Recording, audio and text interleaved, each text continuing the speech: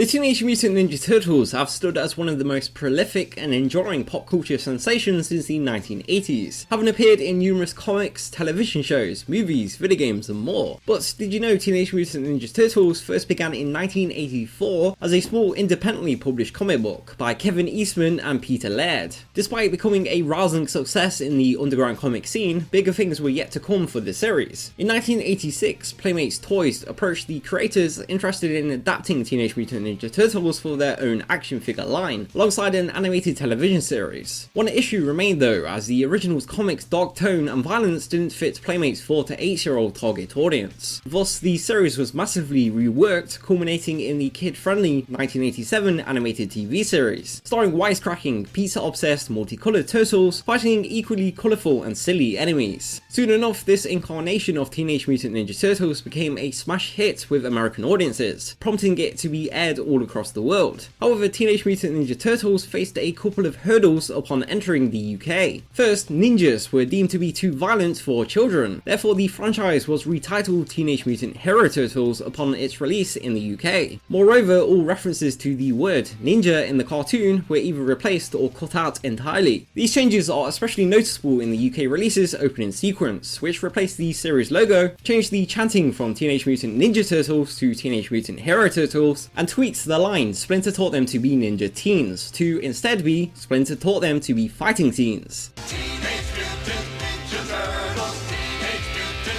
Ninja Turtles. Splinter taught them to be ninja teens. He's a radical rat.